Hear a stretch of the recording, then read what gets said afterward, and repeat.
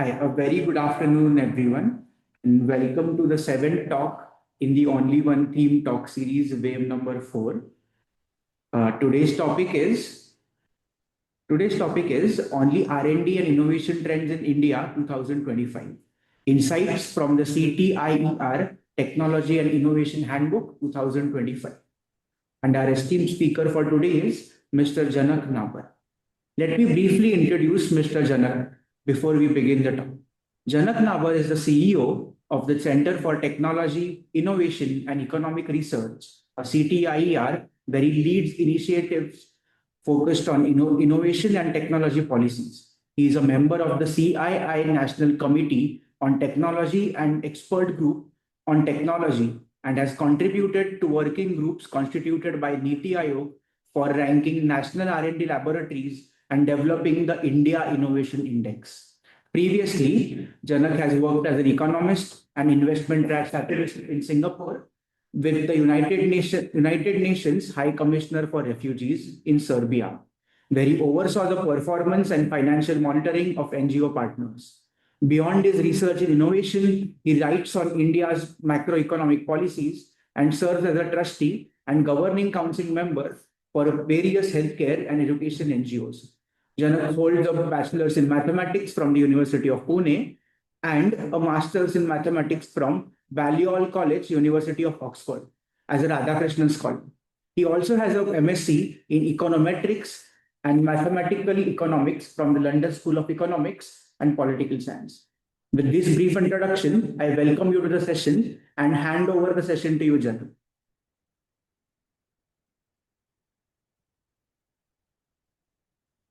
Yeah. Janak, I'll just ask you to unmute. So Okay. now you'll Thanks. be able to, yeah. Sure.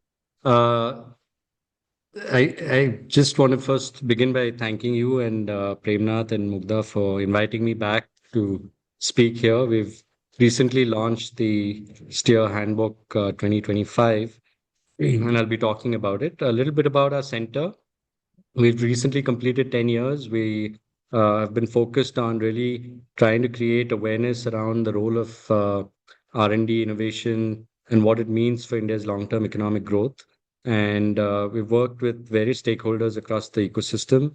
And one of the key areas that we've begun our work on is, which started about 7, 8 years ago, was to try and put data on India's innovation ecosystem together, which we bring out every 2 years in the form of our publication, the STEER Handbook, Technology and Innovation in India. So today's discussion really is, slides from this handbook. We would like to, as we always do, provide a landscape of the ecosystem first, some new highlights, some new findings.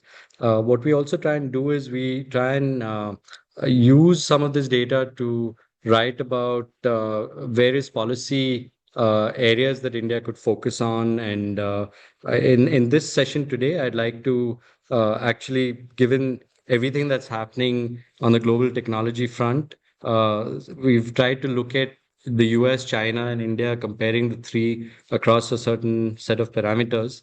And I thought it'll be interesting to look at the transition that's happening in global R&D, especially with the rise of China.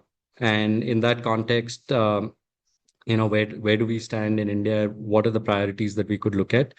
This is, of course, something which I would really like to engage with all of you, at various points. This is really a collective effort where we can contribute to India's long-term technological trajectory. So really looking forward to this discussion, and thanks once again for inviting me.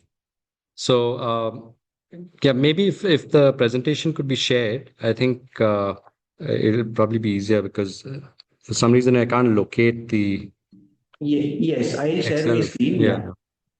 Sorry, the Internet Explorer. Yeah. Just let me know whenever you're able to see my screen. Sure. Yeah. Okay. Thanks. Great. Okay. Perfect. Yeah. So maybe we can move to the next slide, please. Yeah. So this is really the story of how we've looked at why R&D and innovation is important for economic growth. Most countries that have really seen long periods of sustained growth and high growth have seen large contributions coming from expenditure on R&D. And as a metric, of course, R&D as a percent of GDP is something which a lot of people track.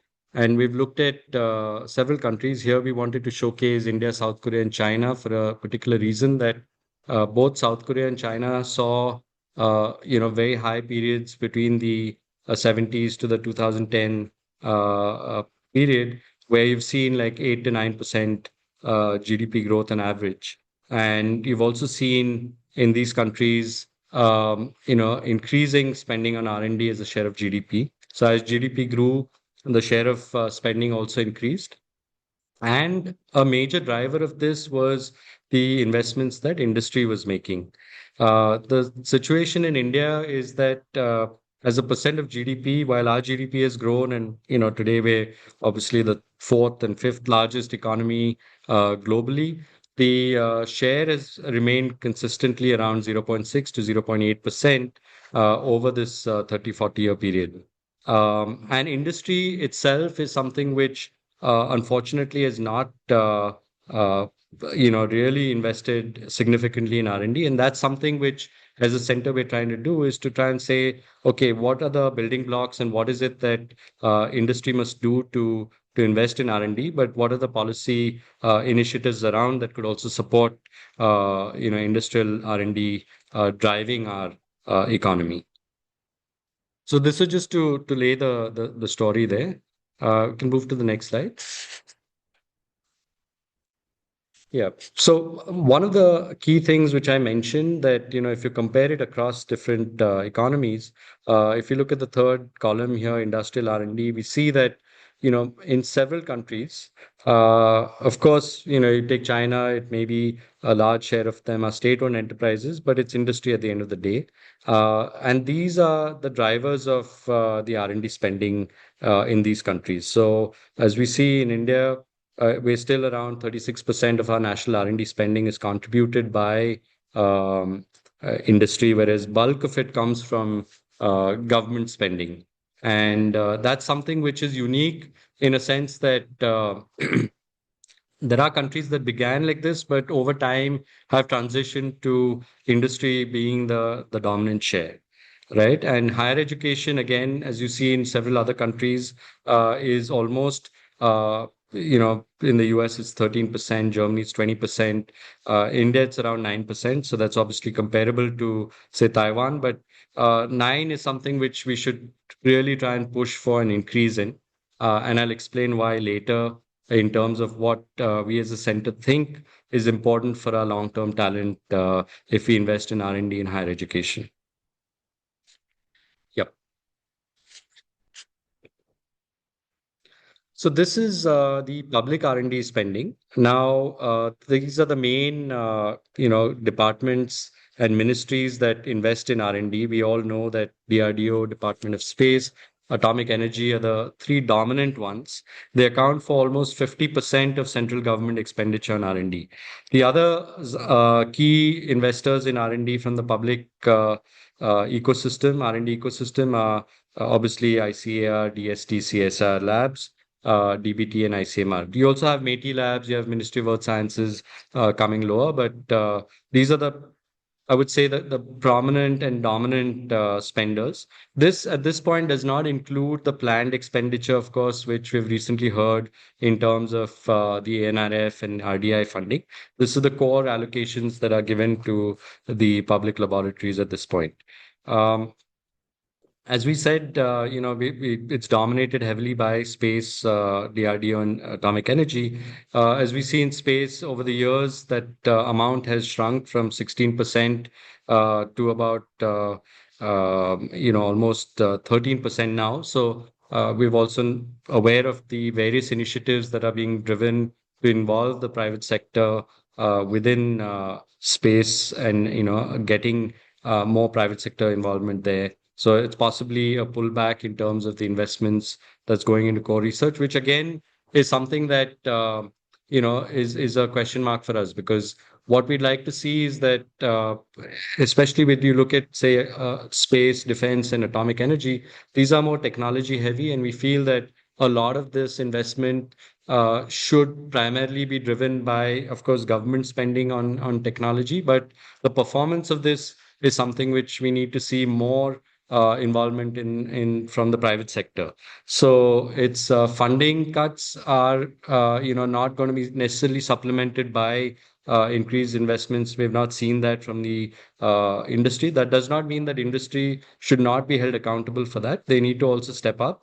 But we'd like to see a lot more technology development from the public investments happening, towards the private sector. That's something which we've seen in the US, in terms of their DARPA model and similar kinds of structures that they have there.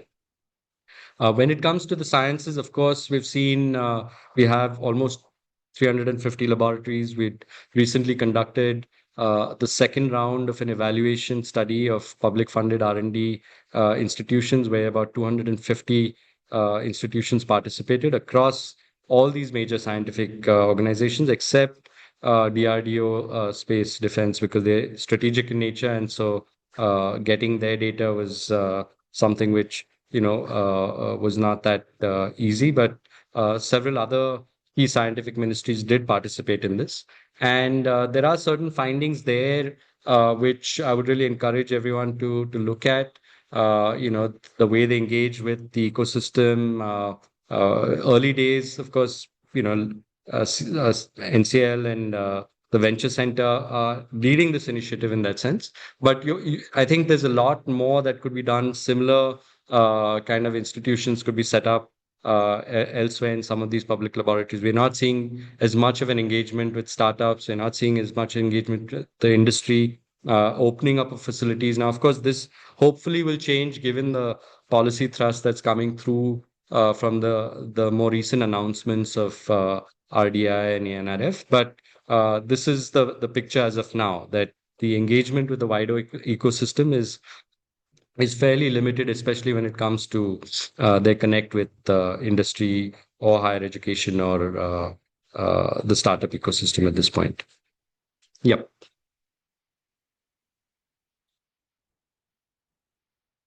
So Indian industry, they spend almost $7.4 billion. It's probably a little higher now as of the latest figures, but as of 2023, these were the numbers. Just to give you a sense of what that means, if Indian industry was a company, we'd be ranked like 27th in the list of top 2,500 spenders. So companies like Alphabet spend almost 5 times that amount. Of course, people may attribute this to higher salaries, but I think today when we're pushing for that talent, we're pushing for attracting the best people, and we want to sort of participate in that race. Salaries do matter, and investments do matter at the end of the day. So, whether it's equipment, whether it's people, and I think that's something which we'll touch upon later about what Indian industry must do. So this is just a number that Alphabet spends almost 5 times that is all of Indian industry. Yeah. This is a particular table that we've been tracking over the last 10 years. Here, we're seeing the top 10 global spenders by sector in global R&D. So this includes all these major economies as well as several others who do not show up in terms of the top 10 sectors, but there would be other sectors that people are investing in as well. India, consistently has had maybe a participation of about just 25 to 30. Here we're seeing 22 in the top 2,500, but we've really never been able to break out of that top 30. Now, there could be data related sort of issues, but that would be consistent across most countries. So maybe you might find another 10, 15 Indian companies that would make it to this list.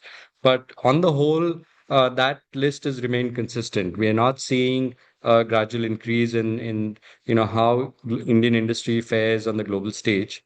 What we did see, however, in the case of China, for example, if you look at the numbers from China, two things are striking here. One is that they have a presence in every sector. Of course, the US does too, but the Chinese have companies in every top global sector of spending. Their presence in the top 2,500, as I've written there, 679. This was 190 just maybe 10 years ago. So in the last 10 years, we've seen a significant number of Chinese firms come into this list, and also sort of it's not in one particular sector that they dominate, but they consistently are there across different sectors.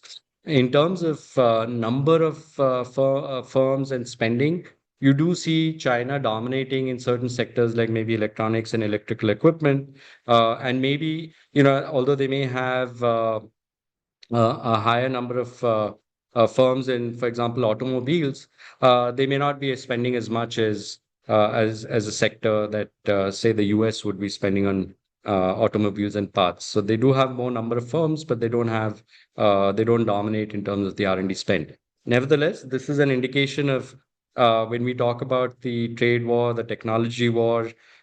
Clearly, this data point for me has been very critical in just seeing the rapid rise of China in the last 10, 15 years. Of course, that rise began many years ago, but you can see why there's a lot of tension in terms of how they've been able to really dominate. And we'll also touch upon in the discussion around US, India, and China, the certain thrust areas that we've been able to observe for some of these economies. Yep.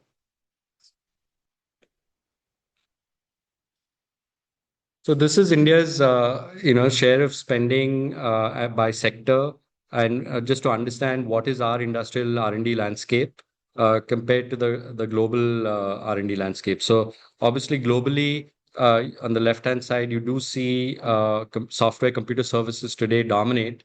To give you a sense, now this partly would be the huge increase investments in AI and ML and certain other things like that, but of course it doesn't capture those investments being made, for example, in AI and ML for pharma or technology hardware by the traditional companies, right? This is like would capture the investments being made by all the software and computer services companies that are actually spilling into other domains, whether it's autonomous driving, whether it's investments in drug discovery that companies like Alphabet are undertaking. So it would, sorry, capture that.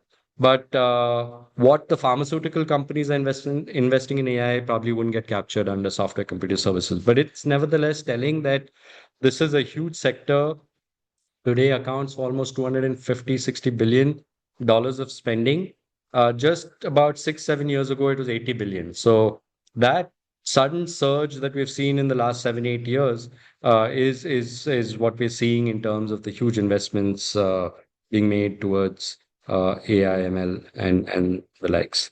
In India's case, we do see this. The R&D landscape has not really changed significantly over time.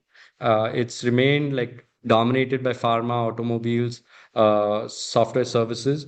Oil and gas here may be also a function of Reliance still gets classified as oil and gas, but as we know that they have diversified, they are investing huge in, of course, telecom and other places, but it's also and AI. But they still get classified because the large revenues does come from oil and gas. So right now they're still classified, at least we classify them as an oil and gas company. This is really the global comparison. We'll see, in the case of China, certain sectors which are very interesting. And if you look at the global chart here, for example, you see construction and building materials, right? And that's something which is entirely dominated by China. And we have a certain hypothesis about why that is happening. That even in sectors which are, of course, everyone's looking at the high tech sectors and everyone's looking at really where whether it's pharmaceuticals, whether it's EV investments, but uh, what we're seeing in the case of China is that investments, even in really R&D and science-led sectors of trying to find solutions to the climate problem through better construction materials, through better building materials, through better, ways to mine. So industrial engineering is also something which they've hugely invested in, and metals and mining as well. So it's really a very sort of interesting time in terms of what the data tells us, at least. And on the ground may be very different, but at least the data is telling us that their approach to China's approach is really to dominate on technology, but also address the environmental concerns through science. Yeah. So this is the an essay that we've written on the global leadership transition that we're seeing, uh, primarily the rise of China. You could see that, in 1993, both India and China roughly accounted for the same percent of R&D spend as a share of GDP. Today, China is at 2.6% of their GDP. The US is about 3.6%, and we think the surge that you're seeing from 2013 onwards, in the case of the US, is a wake that they need to start investing. We did see in the previous administration, of course, the infrastructure bill, huge investments that were allocated for science, which now we're seeing funding cuts, especially to NIH, NSF, and the likes in the US, which will have its own implications in our view. But these are the investments as of 2023, 24, prior to the huge funding cuts that were announced to some of the major institutions in the US. China, on the other hand, policy, very driven by policy. We're seeing, we did see sort of from the mid 80s onwards a push for, not just a transformation in the way they decided certain high tech sectors and areas that they would like to invest in and eventually dominate in. They set very clear goals that we want to have R&D as a percent of GDP at 2.6% or 2.4% by 2020. We want to be in the top three nations when it comes to patents. Things like that were very sort of articulated almost in 2005, 2006. But of course, like I said, from the mid 80s, you did see a policy push in terms of identifying certain areas uh, of technology, but also a transformation that you see in China happen within their public research ecosystem.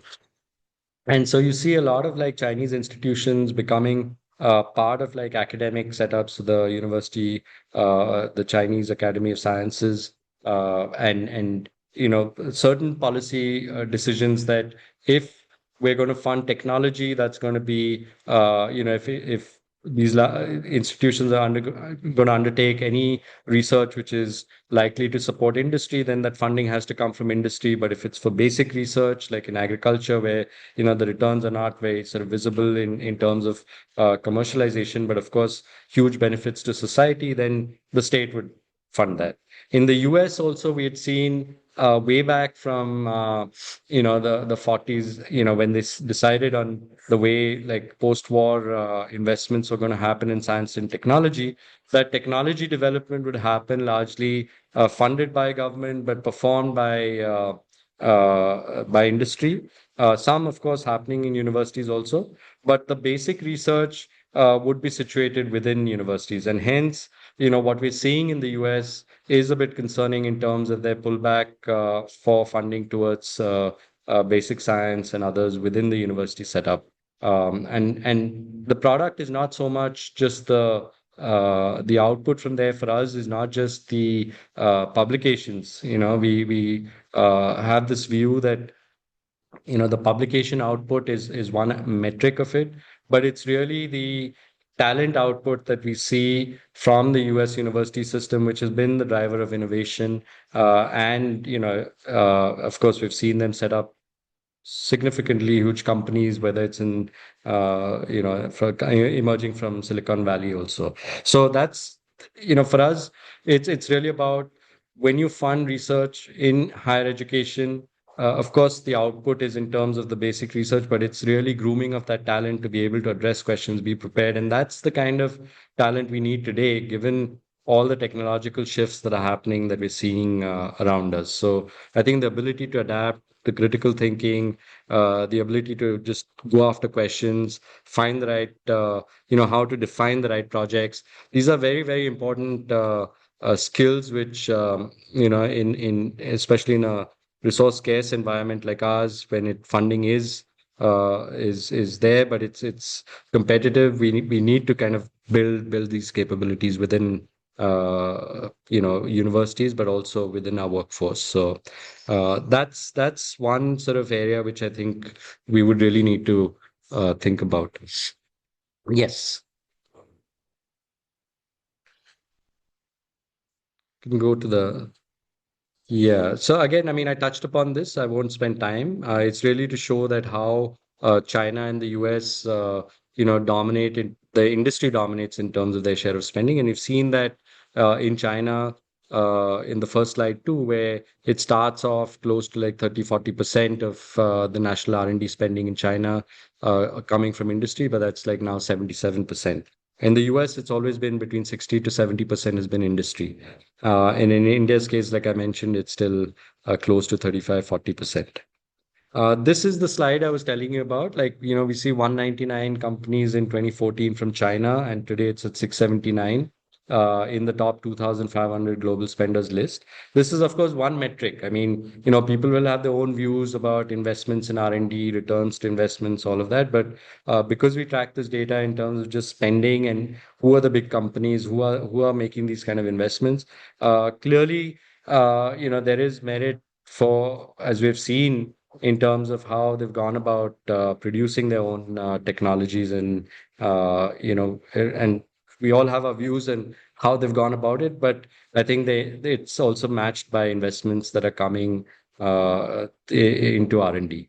Indian industry, for that matter, like I said, consistently between 24, 30 at one point in 2019 and back to 22. But I would say that this is really the big differentiator, and maybe we can jointly think about what ails Indian industry at this point, in terms of why they're not really willing to invest. Yep, we can move to the next slide. Just a quick one, just to show you and we'll share these slides as well, just to show you the different, priorities. So in the US, as we see on the right, top right, is very similar to the structure of the global R&D sectors in the top left, and that's understandable given that the US dominates, on R&D spending as of now in some of these sectors, but. What we see interesting in China's case, like I pointed out, was that industrial metals and mining is a major top 10 sector for them. Construction materials is their top third sector, and so pharma, of course, is important for them, but it's really the technology, hardware, software, computer services which are dominating in China right now. And construction materials, as I mentioned, is, in our view, a way to address some of their environmental issues, because buildings do contribute almost 50% of their carbon emissions. And I think their approach is to just identify the big problems and go after them. The investments that we've seen in industrial metals and mining, for us, as we looked through some of these annual reports and understood why would someone invest in R&D in mining, we realized, of course, everyone knows the rare earth story of how they dominate on that and the production of it. But it was also looking at ways to involve AI to mine this more efficiently so that it's less destructive to the environment as a whole. It may not always apply everywhere, but at least there's a technology-led solution that they're attempting here, and that's really the thinking that they currently sort of, at least their approach in China is as such. Yep.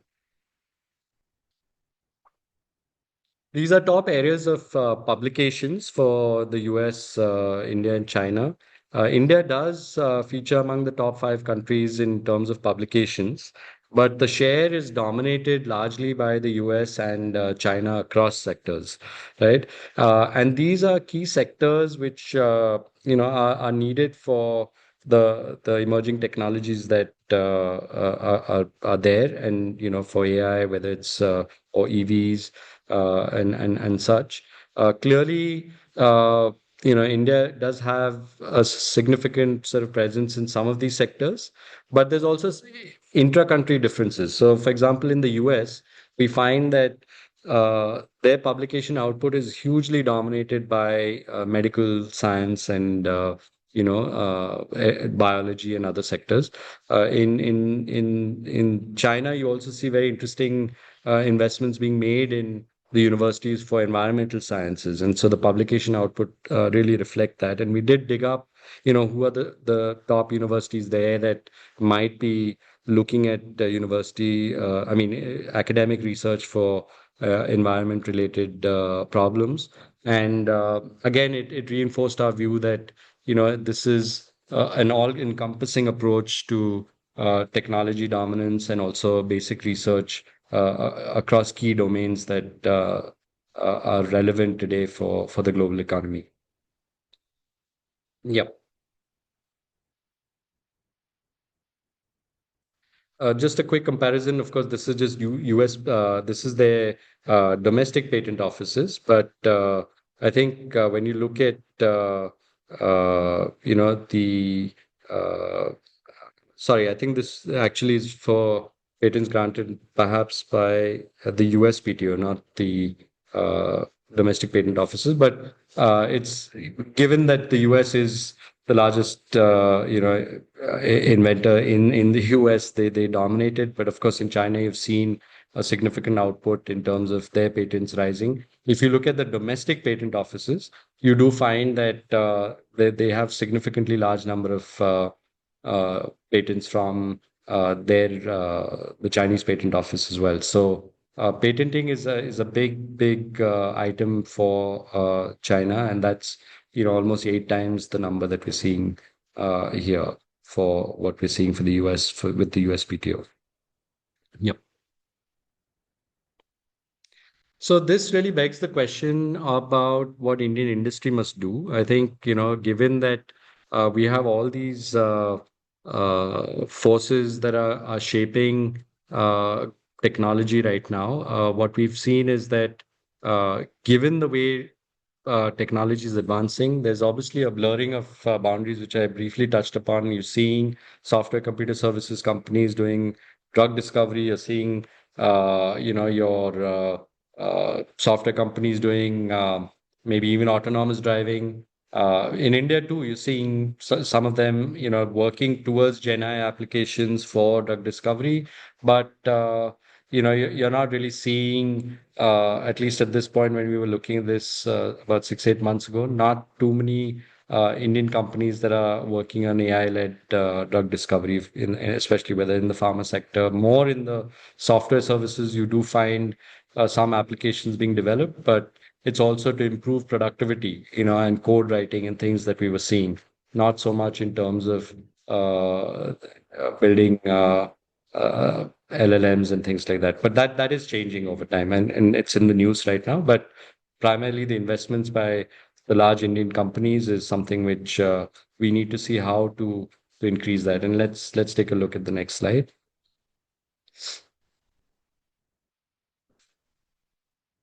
So, it's not that Indian companies are not profitable. If you look at a lot of the sectors here, this is profitability. So, as a percent of profit as a percent of sales, you do find that in several sectors, these are for our top 10 company, R&D companies in each sector that we have looked at.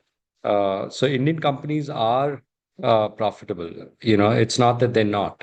It's just that we don't see them investing as much as they could be in R&D. The intensity of spending also varies across sectors.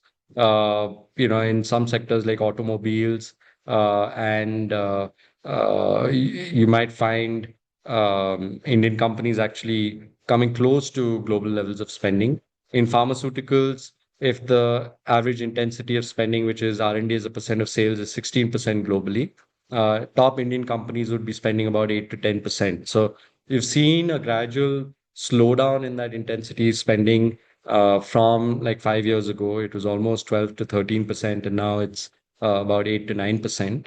So this is something which, clearly tells us that we are profitable, but we're not investing enough. And the questions could be, one aspect of it is addressed in the next slide where we look at, exports. So if we could move to the next slide. Thanks.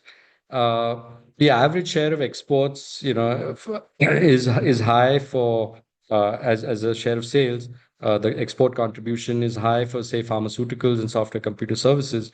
By and large, it's although we may have international presence, we don't have much revenue coming through exports. So one hypothesis could be that we're content being just domestic focused, to really be globally competitive, we would need to increase investments in R&D.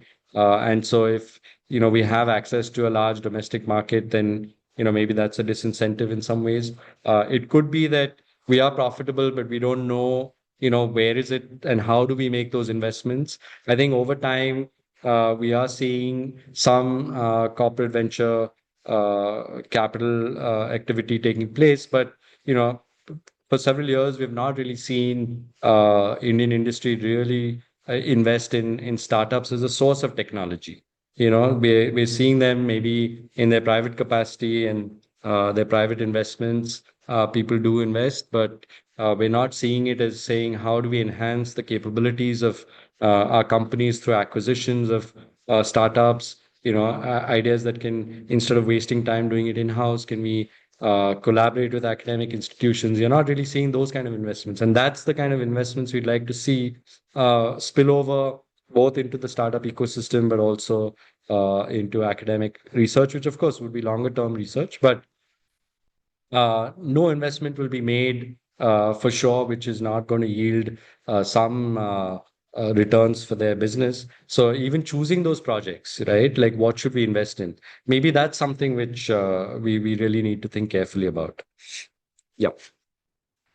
I think I'm going to close in a slide or two and then we can take questions. And so just very quickly, just shows the the share of technology exports in our manufactured exports.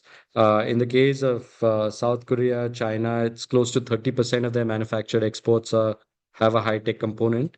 In India, of course, you've seen, the export of mobile phones and all increase. So this has also seen a bit of a bump up from previously, which used to be 7-8%. You're seeing about 12 to 14% now, but it's still low compared to what we'd like to see, and that will only happen when you invest in R&D, when you invest in innovation, when you want to be globally competitive, you want to dominate globally, that you will see us going out. Now, an advantage of like really being out there in global markets is also you get the kind of feedback from buyers, and that's something which there are great companies in India doing it already, but how do we do it more broad based? And that's really the question, and really pushing across sectors, but also within sectors, get companies to increase their investments and become more competitive.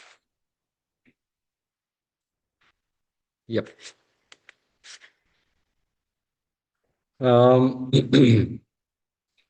So Indian industry, as I mentioned, the boundaries are blurring across sectors. I gave the example of software going into pharma, and pharma, software going into even autonomous vehicles, and you're seeing chemical companies going into even researching using biotechnology ways to get into like seed production. So there's a lot of blurring that we're seeing because of technology that's there, but importantly, it's also how AI is shaping global research, and there's also an increased focus on sustainability.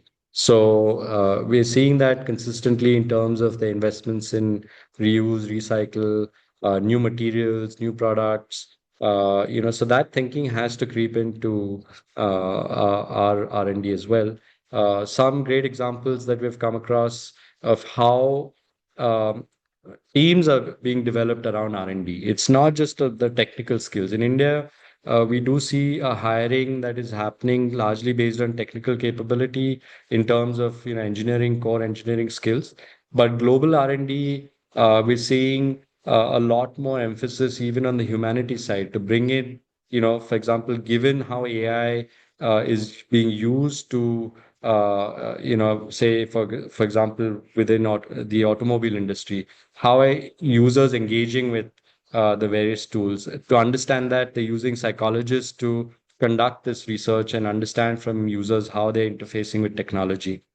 We're seeing individuals who have technical, engineering skills, but really understand global regulation when it comes to climate and several other factors, which are being brought into the R&D team, so that they're sitting there shaping products, being ready for the global markets. Um, so one of the things which we will need to do is, of course, be aware of like the technology, the blurring of these boundaries, the focus on sustainability. But of course, at a basic level, just saying how do we identify the right projects to invest in, and how do we increase our investments in R&D? So that core thinking that we need to be global, we need to be out there, we need to really be competitive is something which has to come into our thinking. Uh, some key sectors which we could begin with, for example, we already have investments in pharma, automobiles, aerospace and defense, although public sector led. The companies are investing more than the global average R&D intensity. So these are areas which, we could really push for in terms of greater technology deepening. And of course, I mean, we need to diversify also into to newer areas. We're seeing, various missions around semiconductors creeping up, but the question is that, how do we approach that? Like, is it, do we have the right talent for it? Do we have the right equipment? Do we have the right infrastructure support? The funding is there at a very early stage, but the question is, where do we find our feet in this value chain of some of these sectors also? Newer opportunities like healthcare equipment and services. I mean, it's one of the top global sectors. We don't have a global presence in this sector, given that India has, a unique set of, like, obviously, this healthcare is important to all of us, and we just don't invest in whether it's public R&D on healthcare or even the private sector. Of course, we're seeing the pharmaceutical companies on drug discovery, which is, I mean, very little on drug discovery, more on generics. But we there's a huge opportunity for India in terms of its diagnostic and medical devices and such for healthcare equipment and services. So given that there is domestic demand for this, so this is, I think, probably, if I'm not mistaken, my last slide. Uh, Happy to take. Yeah, I think this is a repeat, so we can stop here. Um, just in terms of wrapping up, I'd say that, we've looked at where India stands relative to China and the US. Of course, we should be proud of like where we are as an economy, but we have a lot to do in terms of investments. We need a lot to do in terms of transformation of, getting institutions aligned with what we need to further both industrial R&D, but also fostering that talent that we need to create. The opportunities in the US with the pullback in funding, of course, how do we attract that talent back, or how do we attract talent irrespective of whether, which nationality, but can we create that ecosystem here to really become a global research hub? Of course, we do have GCCs coming up and setting up shop here, but that's probably very different from bringing back global talent in terms of university faculty and researchers who could be doing really very, very critical and important stuff in the Indian context. So we have to chart out our own path for sure, and that's something which I really hope we can all engage in going forward to jointly discuss and debate some of these things. So thank you. That's presentation from me. Thanks, Janak. Thanks a lot. I First of all, just thank you for taking the time out to also present here. Yeah, Thanks for and having me. I must tell you that your reports and the data that you're generating are sort of very valuable, because I don't think we had anything like this in India, credible data available. So I'm sure it's having a necessary impact in policy as well. Mm. So Thank you. let's go to some questions as well. Sure. Mm. Yeah. Um, um, so there are some questions. Let me Yeah. try to see how we can take it up. So the when you compare, say, there's a question from Harshvardhan which relates to Yeah. USA, China, and India in terms of industrial R&D spending, right? Um, what do you think differentiates that? Like, is it that the Indian ecosystem is not seeing a need for R&D, or is the return on um, capital invested different, better? That's one question. And I also wanted to ask you if you have done any analysis on the return on capital invested, because we hear from industry that they're doing a quite good job of it, right? In terms of return on capital invested. Yeah, so no, we've not looked at the return on capital invested for that, but definitely in terms of when we look at what are the drivers of industrial R&D, of course, uh, clearly in the US it is profit driven, but I think it's also this question of how do you become globally competitive. Now, historically, maybe people have tried to write about how Indian companies may have had a certain mindset in the past, and that's kind of held us back, or it was very dominated by the early policies of very controlled. That the government would take on even in the public sector enterprises, but the private would only be aligned with certain goals of what the government had decided.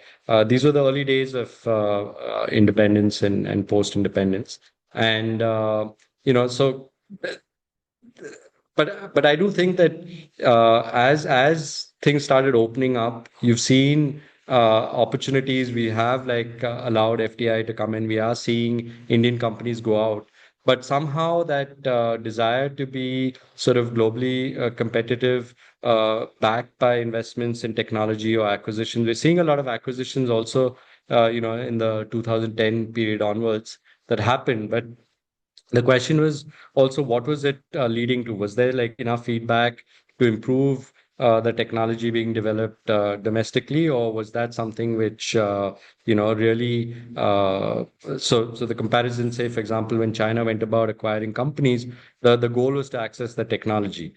For us, did we have those same goals, and did that really? And JLR being one of those, sort of acquisitions, we're seeing great designs and cars from Tata today, but there was a lag between when they acquired Jaguar and for that feedback to happen. So, what is the Indian mindset in terms of acquisition versus, so that could be one thing.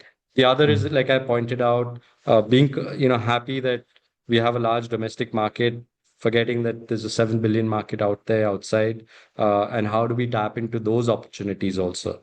Mm. So a combination of these factors, I would say, maybe some historical, but also, and that may be changing now. I mean, Premnath, maybe you're seeing that excitement with, newer startups that don't have these legacy issues to deal with, and they've not seen, the Mm. hard times of uh, Yeah. the pre-liberalization and all of that. But and maybe it'll change, and we hope, like with these initiatives like RDI and ANRF, that the ecosystem will get a boost.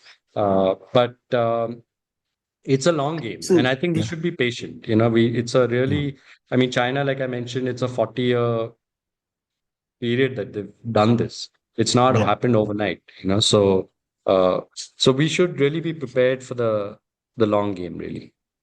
So if you take just the example of what is happening today with AI related investments, right? There's a gold rush kind of a happening in the US, right? In China too, there's considerable investment. It looks like I don't know the scale of it compared to the US. In India, that response seems to be quite muted, right? The excitement around AI and so on and so forth in terms of how much the companies are really investing. Is it that you have just taken a view that we won't be competitive in it, or or that we'll just ride on top No, of I what's mean, happening, or we don't see I the think we were late threat? to begin with. Like, Mm, I was telling someone the other day that in 2017, in the first handbook, mm, Right. I looked at, say, the budget speech at that point, and AI was mentioned as one word. Now, AI is obviously, like, investments have been happening way before then, but that surge began at that point, right? And when we looked at it then, we were not really thinking about it. I mean, India, like, a lot of these new technologies is something which has come into our national consciousness in terms of talking about it more openly and realizing Mm, these investments are needed more recently. mm, Even our national AI policy for a while was like, how do you use AI for society?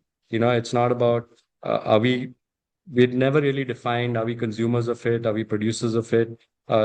Way back at that first handbook, like I mentioned, China had set very clear goals. By 2030, we will be the dominant leader in AI. We will invest in, and we will have a market share of so much. So they have like certain targets in mind and how they're going to go about it. It doesn't mean that we have to follow that model. But I think in terms of realizing, okay, what is our core strength? So even today, maybe our core strengths are like how do we leverage the existing software companies to really help us prepare for this AI transition, right? So how do other companies benefit from that? Like how do we, if these Gen AI applications are there, can we sort of use it for our benefit in some way, right? So it mm. it it doesn't mean that we have to blindly go and like chase that as they call it, the next space race, but we should definitely have a strategy in place of how we're going to work with this and how do we prepare the workforce for it. I mean, one is One. AI and the other is it an intelligence assisting tool? What's the approach that we're going to take around this? So Mm. Janak, one other thing which we've been observing is that when it comes to large amounts of investments, very large sums, right? Many Indian companies just take the view that it's just not their cup of tea, right? And back off. And the large numbers sometimes show up in your data as, so for example, the investments by Meta or by Nvidia or whoever it is, they're huge numbers, right? And those kind of numbers and in the Indian context, if you look at our pharma companies, for example, they are actually winding down on new drug development because they don't think that's their cup of tea at all, right? So, is it a issue of capital availability also, or is it a question of, um, you know, um, uh, so just I don't capital think being it's available capital at the right availability. price? No, I think there's enough. I mean, these companies are, like I said, profitable and they're cash rich, right? Mm, I think there's the ecosystem also in terms of like the regulatory bottlenecks that may be there. Do we have the right regulators who understand the changing pace of mm, technology and can have regulation which will allow for AI-led drug discovery, for example? Do we have enough clinical testing sites in place? Do we have, talent that will be working on some of these areas, or do we attract people back in some way to bring them to work in these areas? So and I think it's encouraging that we have new initiatives like RDIs or ANRF. Now, how do we leverage those to really sort of build that ecosystem? That's going to be the big challenge. Capital, I mean, they're adding to something where companies already are profitable. So I don't think investment or capital is the question. Of course, for small enterprises, I think uh, who might be innovative. For example, when India had one of the most generous tax incentives, right? The weighted mm, deduction study. Um, mm, and partly what you're seeing is pharma companies started rolling back the investments after that deduction actually was taken away. I mean, you've seen a consistent slide in the intensity spending. We had done a study where we looked at, okay, does it matter in terms of investments for the large companies, or would it really help the smaller enterprises? Remember, this was a time when GST happened. It was a time when demonetization happened. It happened, and then you suddenly have like weighted deduction also being taken away.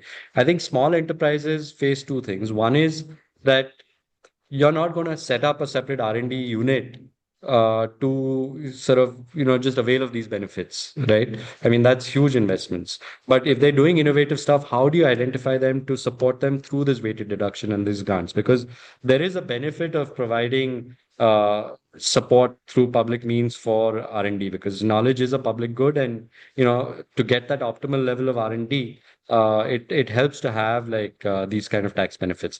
I think if we had tapered it in a way where we said, okay, we won't give it to the large companies, but let's try and understand there are great companies in Pune, innovative companies doing great work. Can we go and meet them, identify Yeah. them, offer this? If it's not working, roll it back. You set certain parameters. Don't say, give me 3 years of data, paperwork, show me a separate R&D unit, and then we'll see about giving you. So I think these kind of bureaucratic issues also something which I'm hoping that we can address, because I think Yeah. the funding will be critical, Janak, especially for the smaller guys. Sorry. yesterday's news was that they have withdrawn the 3-year requirement for accounts, right? But unfortunately, the for the DSIR approval, but Yeah. unfortunately, you don't have the tax benefits still, Yeah. right? You only have some, but they have withdrawn the 3-year requirement for accounts for Right. Okay. startups. Okay, but anyway, there's a question which has got to do with.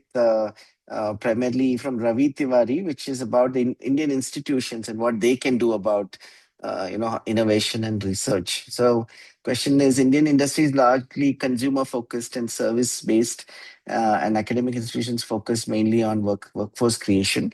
In that perspective, what's your thought whether India is ready for deep tech push and funding initiative like RDIF from the government? What fundamental intervention is required to make technical institutes hub of innovation and research? So I think, I mean, one is, like I said, hopefully, uh, it, when we look at public funded institutions, they were largely divorced from the higher education sector, right? Now, of course, for the 9% of the national R&D spending that we saw, which was going to higher education, it's dominated by a lot of the top institutions, the IITs, and they have ways of like sort of putting in these large proposals and things. So, one thing which I hope, which they're trying to correct, is through these partnership models of bringing in, access to the non-IITs and the non-ICERs. And, we did a study of like the aerospace and defense startup ecosystem, where we identified, not looking at Startup India, we looked at really NATO technologies. We looked at DRDO technologies of the few, what they're classified as it being important. We identified, are there any startups that are working in these areas in India? And do they have any government affiliation in terms of maybe IDEX or any kind of contract that they've received?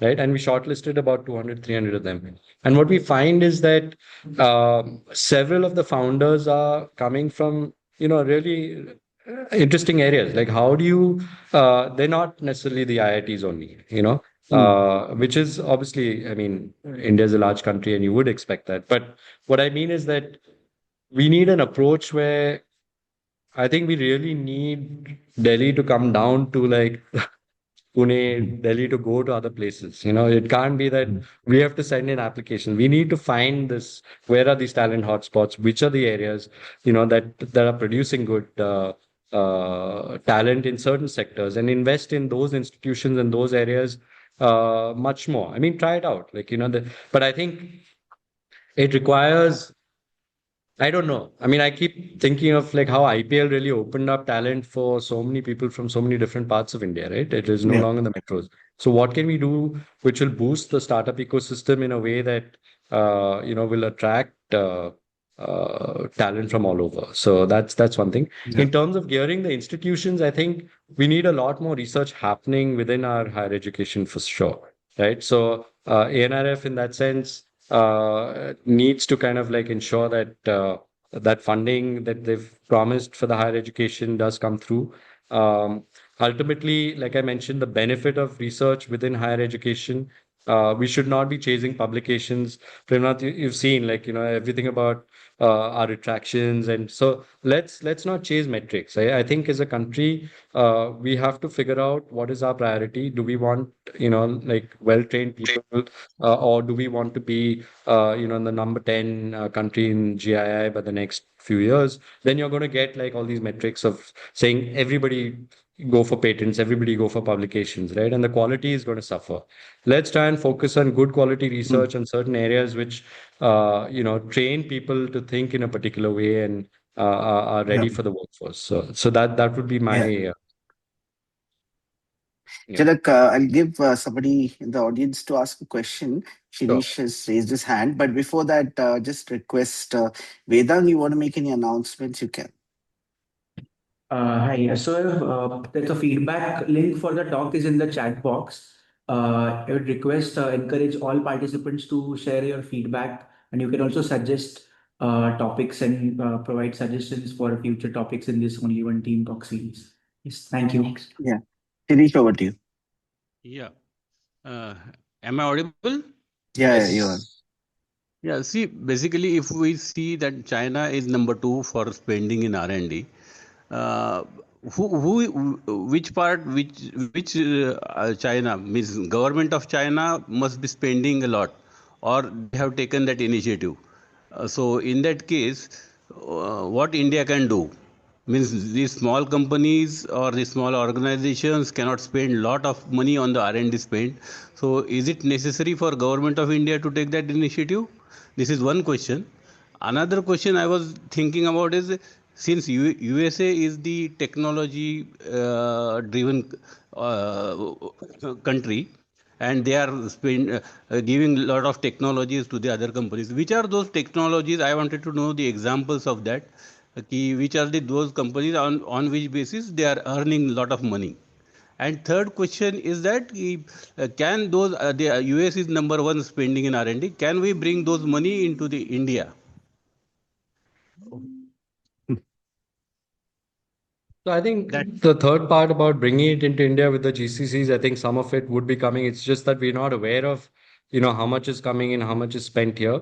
But it definitely some research is happening. The question is, how do we ensure that it benefits the ecosystem, right? So money may be coming here.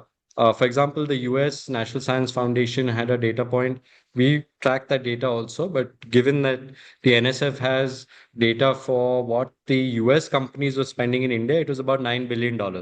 That is not accounted for in our R&D spending, and there is no like real sort of understanding of how it's the spillovers are happening. Today, the spillovers would be happening by, say, people working in GCCs then working at Indian companies. But can we ensure that these GCCs, that have like good talent coming here to work here, or recruiting some of our best talent, can they link up with the universities? Now, take Israel, for example. A lot of their these top GCCs would be funding their research in academic partnerships with academic institutions. Now, it's a smaller country. I understand there are fewer institutions, but almost 75% of that investment is happening through university collaborations. So you're building that talent pool in a very significant way. So can we engineer in some way spillovers with the local ecosystem, from these investments? For the first question about China, I think there were initial days where like it was state-owned enterprises, but you're seeing at least their private companies also come into the fray. They've been a lot of, yes, in terms of support, I think they got a lot of funding to go and buy companies and technologies, right? So they had access to capital for sure in that respect.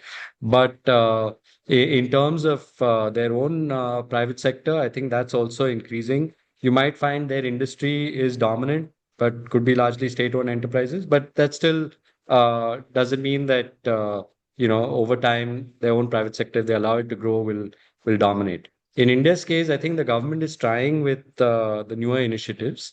Uh, but I feel like we have to figure out our own path. What's going to work here? Can we have consortium models? Can we build certain capabilities around key areas?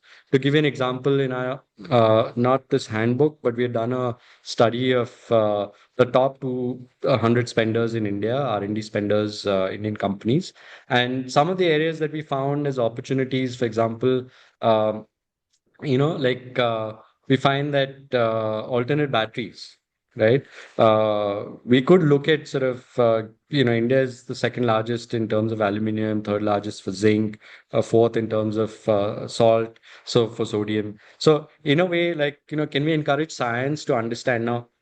In no way is one advocating that we hurt the environment in some way, but is there some way to kind of like tap into some of these resources which can benefit the ecosystem locally and drive science to find the solutions for that? So I think, finding what is our core strengths, how can we build on those, are things that I think we need to really put all our heads together and figure out, okay, what is the path that we want to chart out here. I think we have some head start in drug discovery. I mean, in pharmaceuticals, we need to expand into drug discovery. It's unfortunate that they're scaling back on new drug discovery. There are some companies who would be doing it, like, Zydus and others are trying some really fantastic work in this area. But by and large, can we leverage AI, right? Maybe not, but there has to be some way that we need to think of capitalizing on our capabilities that we may already have in certain sectors today. Yep. I think the second question was something about the US.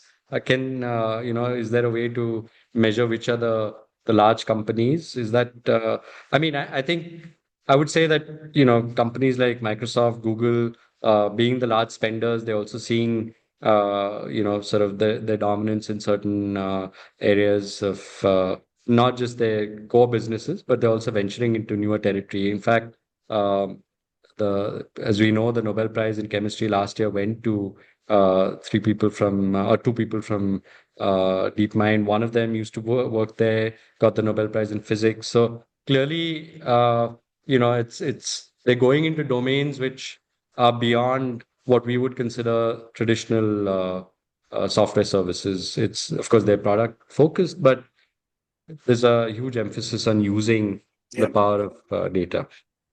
I think the question was also about where are they making all the money when they're investing so much, which is quite visible, right? I think If you just take the top guys, like the top data IT companies. guys are really also getting a lot of profits out for the investments they're making currently, right?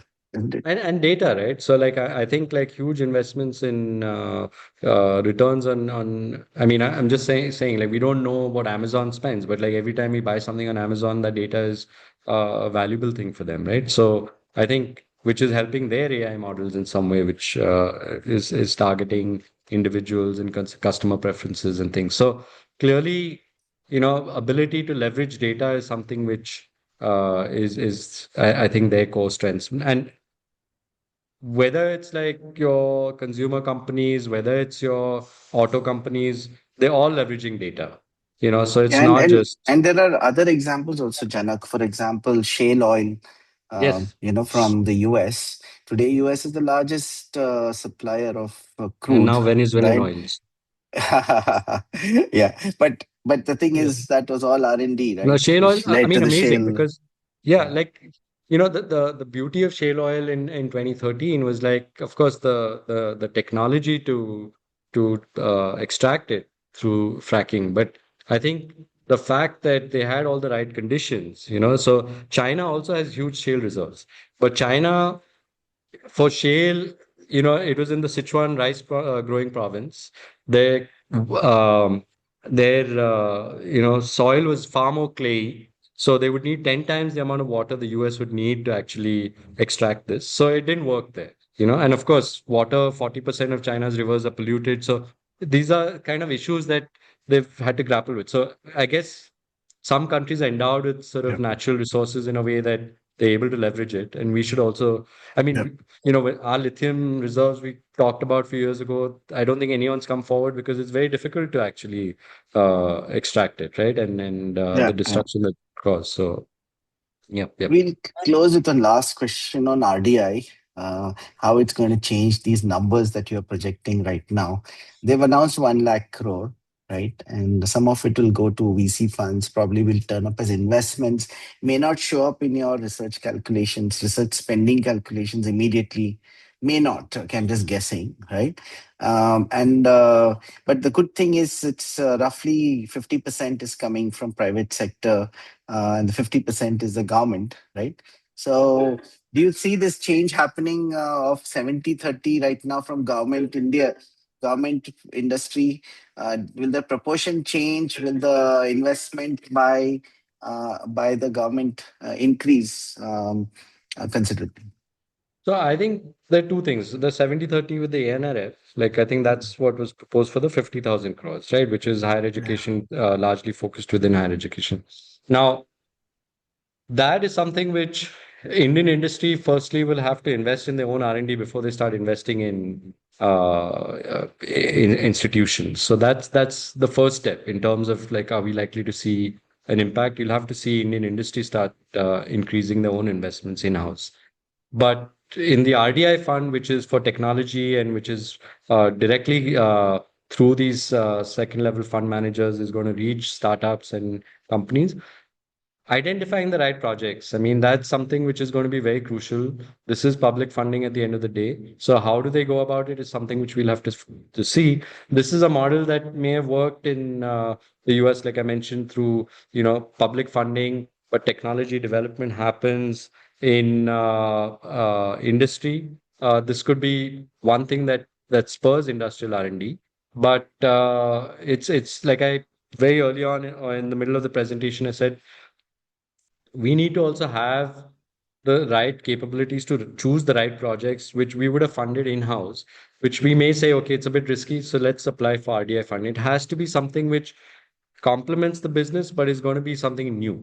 It can't be your traditional, and that's what they're going to fund. So our ability to choose the right projects which help our business growth, that's a question which we'll have to see. What kind of proposals come through, what kind of investments or project proposals are being put forward for these initiatives.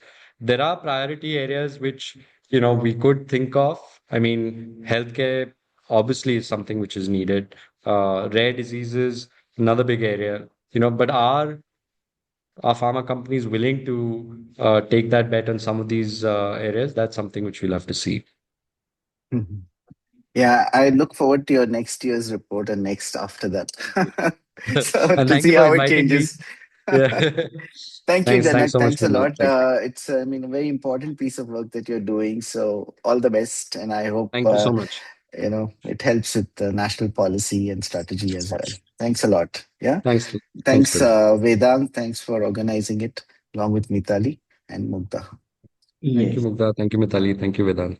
Yes. Thank you, Janak. Thank you, Dr. Premnath. So, just a reminder to the participants, the feedback link is in the chat box. And also a reminder that we have our next talk on 19th of January, which is a Monday at 4 p.m. And the topic is navigating funding opportunities for patent filings in India by Ms. Archana Joshi.